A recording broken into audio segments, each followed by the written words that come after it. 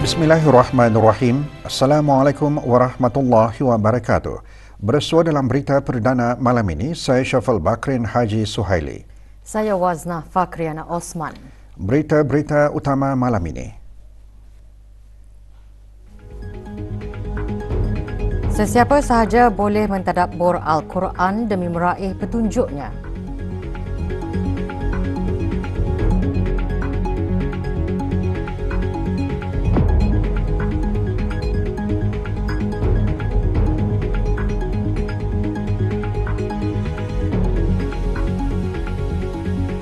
Teguhkan iman menerusi komunikasi dengan Allah Subhanahu Wa Taala melalui sembahyang.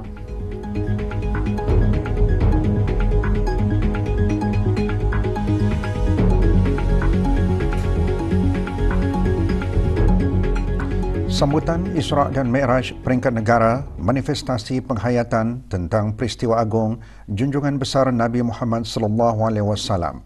Dengan tema sembahyang tiang agama, sambutan peringkat negara itu antara lain diisikan dengan ceramah khas yang mengupas mengenai hebatnya sembahyang dan kepentingannya kepada kehidupan. Sorotan sambutan Isra' dan Mi'raj peringkat negara mengimbas kembali detik-detik penting sepanjang majlis tersebut berlangsung.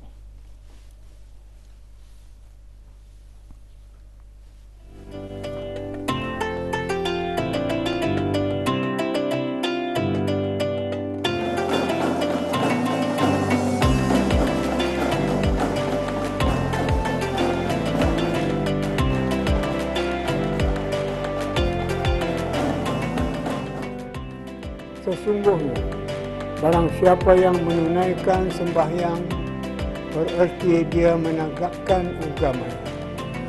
Dan barang siapa yang meninggalkan sembahyang, bererti dia meruntuhkan agama.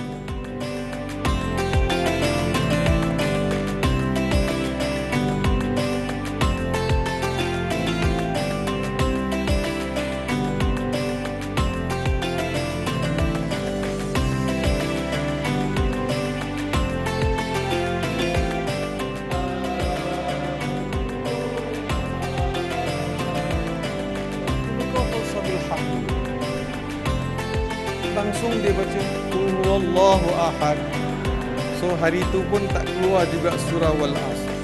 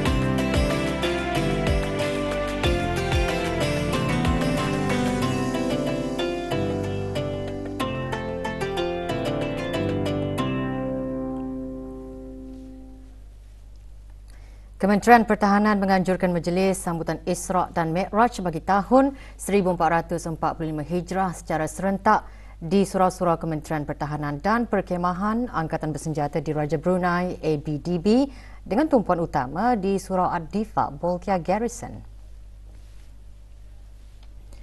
Hadir yang berhormat Pihindatul Lala Raja Major Jeneral Bersara Datuk Paduka Seri Haji Awang Halbi bin Haji Muhammad Yusof, Menteri di Jabatan Perdana Menteri dan Menteri Pertahanan kedua. Juga hadir Major Jeneral Datuk Paduka Seri Haji Muhammad Hazaimi bin Bol Hassan, Pemerintah ABDB. Pengisian acara, ceramah khas bertajuk Sembahyang Tiang Agama yang antara lain memperingati peristiwa agung Isra' dan Mi'raj dan mengangkat kepentingan sembahyang dalam kehidupan bukan sahaja dari segi kerohanian, bahkan juga dari aspek mental dan fizikal.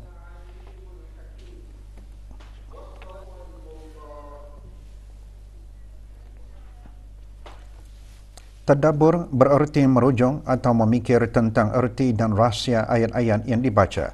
Ia bukanlah satu kerja mudah yang boleh dibuat oleh semua orang, melainkan hanya oleh orang-orang yang ahli dalam ilmu Al-Quran sendiri, selain ilmu bacaan, ahli dalam ilmu agama dan menguasai bahasa Arab.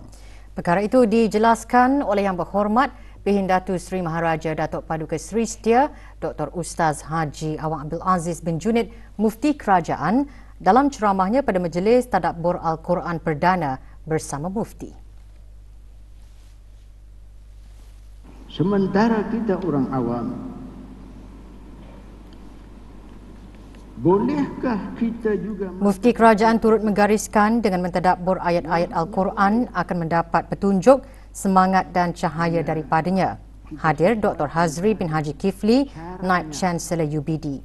Majlis dianjurkan oleh Unit Kerohanian dan Khidmat Masyarakat, bahagian hal ehwal pelajar dengan kerjasama Persatuan Mahasiswa UBD.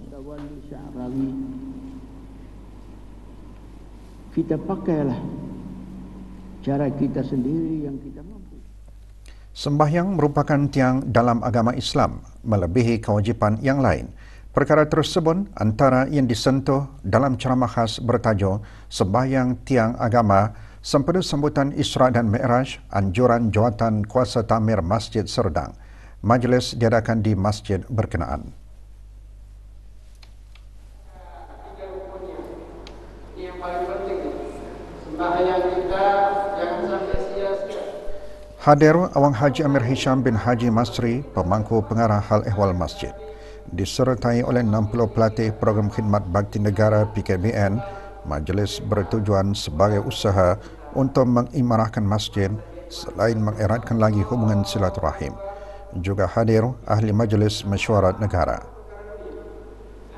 Kereta kita yang penting mungkin perlu dikunci kalau kemudian isteri kita tertinggal di mana. Allah Subhanahu Wa Taala memberikan satu anugerah teragung, iaitu sembahyang bagi Nabi Muhammad sallallahu alaihi wasallam dan umat baginda. Sembahyang merupakan cara terbaik untuk berkomunikasi dan mendekatkan diri dengan Allah Subhanahu Wa Taala dalam bentuk 5 waktu fardu secara konsisten sehari semalam. Awang Haji Muhammad Khairul Nazim bin Haji Awang Damin, Ketua Hal Ehwal Alumni Universiti Islam Sultan Sharif Ali, semasa ditemui mengenai tema sambutan Isra' dan Mi'raj, iaitu sembahyang tiang agama, berkata, sembahyang dilihat sebagai peneguh iman dan ketakwaan bagi kita semua. Jadi macam mana kalau keadaannya, contohnya sebuah rumah tanpa tiang, satu tiang senada, maka ia akan roboh ataupun dia tegap.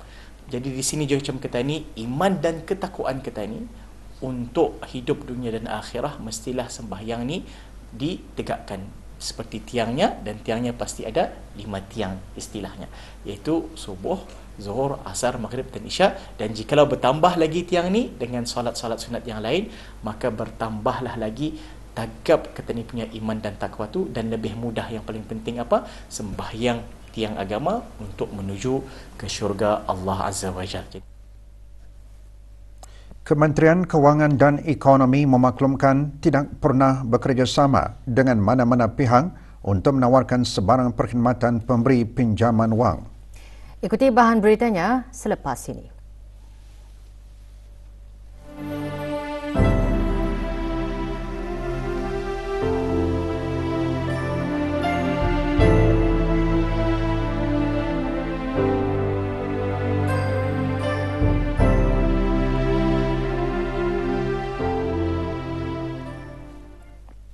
Sembahyang merupakan kewajipan yang sangat besar kelebihannya dan terdapat hikmah yang terkandung di dalamnya. Lumrah manusia tidak berusaha keras selagi mana kesannya tidak dapat dilihat dengan mata kasar. Jika dengan mengerjakan sembahyang mampu menambahkan pendapatan, sudah tentu ramai yang tidak meninggalkannya dengan sengaja. Khutbah Jumaat yang bertajuk Sembahyang Mi'raj bagi orang-orang beriman menyentuh antara hikmah di sebalik mendirikan sembahyang.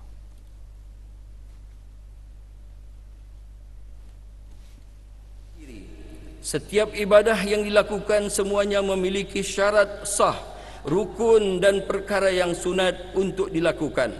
Begitu juga dengan ibadah sembahyang. Jika kita menjaga dan menekuni setiap syarat dan rukun yang telah ditetapkan, pastinya menjadi suatu latihan untuk membentuk disiplin diri. Kedua, menghapuskan dosa lama. Sembahyang 5 waktu yang diwajibkan sehari semalam ke atas kita adalah nikmat yang sangat besar.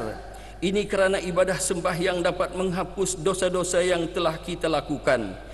Rasulullah SAW juga menyifatkan sembahyang fardu ini seperti mandi 5 kali sehari.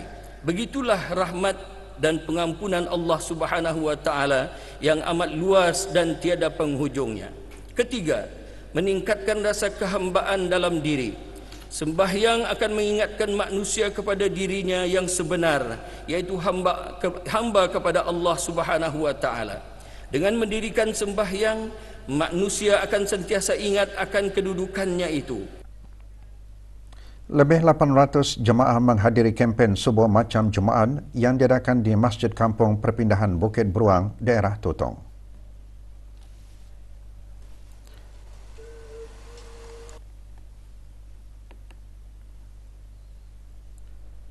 Kempen dikendalikan oleh komuniti geng subuh macam Jumaat Brunei dengan kerjasama jawatan kuasa takmir masjid. Kempen dihasran untuk mengajak lebih ramai lagi jemaah, khususnya para belia, dalam sama-sama menunaikan solat subuh berjemaah di masjid. Sejak diadakan pada awal bulan Januari, kempen ini mendapat sambutan menggalakkan dengan penyertaan lebih 3,000 orang.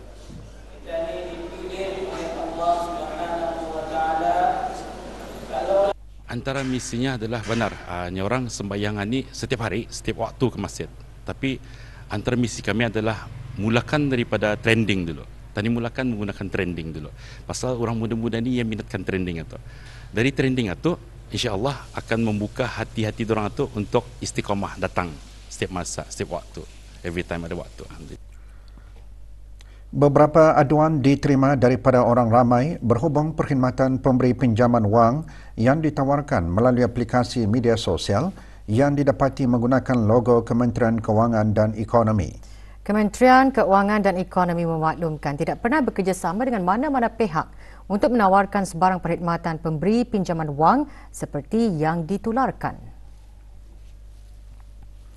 Sehubungan itu, orang ramai dinasihatkan untuk lebih berhati-hati serta tidak mudah mempercayai dengan tawaran-tawaran yang sedemikian dan tidak membuat sebarang transaksi tanpa memastikan kesahihan maklumat terlebih dahulu.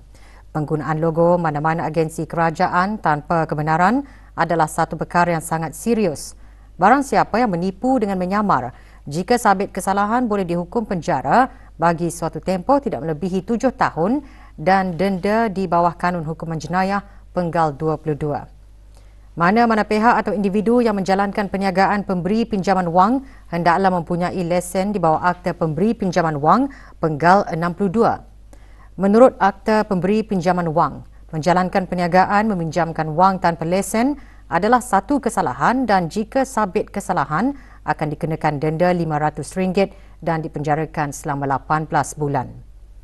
Orang ramai yang mempunyai maklumat atau mengesyaki entiti atau individu yang menawarkan perkhidmatan pinjaman wang tanpa lesen hendaklah menghubungi isu pengguna kewangan Brunei Darussalam Central Bank BDCB di talian 838 0007 atau email fci@bdcb.gov.bn. Senarai institusi kewangan dan individu yang dilesenkan oleh BDCB, layari laman sesawang BDCB.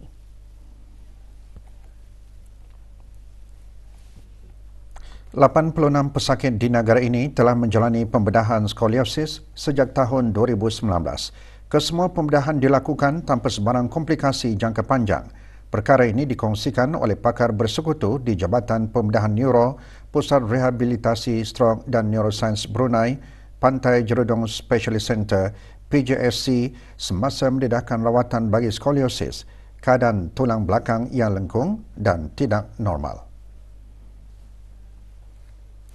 Menurut Dr. Editian, skoliosis kebanyakannya berlaku pada waktu dewasa dan majoriti golongan muda tidak mempunyai simptom yang ketara. In Brunei, we are actually quite fortunate because under the MOH, they do school screening. So the community nurses actually goes to schools and then actually screen the kids for scoliosis. Other than that, it's most of the time the parents who find out there's something wrong. They found that the back is slightly curved, and then they'll go see a doctor, and then they'll present to us as well. Pembedahan skoliosis mungkin mempunyai impak positif ke atas kesihatan pesakit. Patients do well after surgery, and we can improve their quality of life after surgery. And most of the time, the quality of life where we can help, it's before and after surgery in the domains of usually pain, patient's body image, as well as mental health. Jika kaum Hawa boleh bergaya dengan pelbagai fashion tudung, apa kurangnya kaum Adam yang mungkin kelihatan lebih segak jika memakai songkok? Bagi sepasang suami isteri yang mengusahakan pembuatan songkok, hasil tangan mereka kini mendapat perhatian lelaki. Ingin tahu lebih lanjut? Hazimah Jalil ada laporannya. Tercetusnya bisnes ini dari suami pulang dulu. Pasal dia ni minat menjahitkan, jadi menerima tempahan mengubah baju masa ia bertugas masih di dalam ABDB dalam tahun 2000 tu. Jadi ia menerima tempahan mengubah suai baju askar. Jadi saya sarankan ikut kursus menjahit. Proses pembuatan songkok bukanlah sesuatu yang mudah. Kepakaran dan pengetahuan perlu ada agar songkok dapat digunakan lebih lama serta memberikan satu kepuasan kepada pelanggan. Sepanjang 5 tahun berada dalam perniagaan pembuatan songkok, penerimaan dan sambutan dari pelanggan songkok Aflani amat menggalakkan. Actually semua mesti adalah mesti ada kemahiran, mesti ada pengetahuan itu juga. Satu lagi mesti ada minat juga. Kalau ada minat tu kadang-kadang songkok tu mana jadi je tu. Macam ni orang lain terjadinya macam nanti mau bertamu atapnya sama dindingnya tu. Pelbagai jenis bahan digunakan bagi pembuatan songkok Aflani, terutama bagi pelanggan yang ingin menempah mengikut cita rasa masing-masing. Dayang Nur Azimahwati dan suami juga berusaha menimba ilmu pengetahuan dalam bidang perniagaan yang dianjurkan oleh pelbagai pihak. Songkok kami tu kami boleh ikut kehendak pelanggan, macam diorang boleh memilih kain-kain yang kami sediakan, sama kami boleh ikut sukatan kepala accurate, macam lurus ngam-ngam kepala diorang tu. Cabaran kami masalah pelanggan lah. Kalau kadang-kadang diorang ada yang datang arah kami, beritahu macam boleh kita buatkan songkok saya ni. Kadang saya satu dah sama tu yang di luar sama yang tempat kami buatkan. Jadi kami syorkanlah diorang tu datang sendiri arah kami. Hazimah Jalil melaporkan untuk Berita RTB.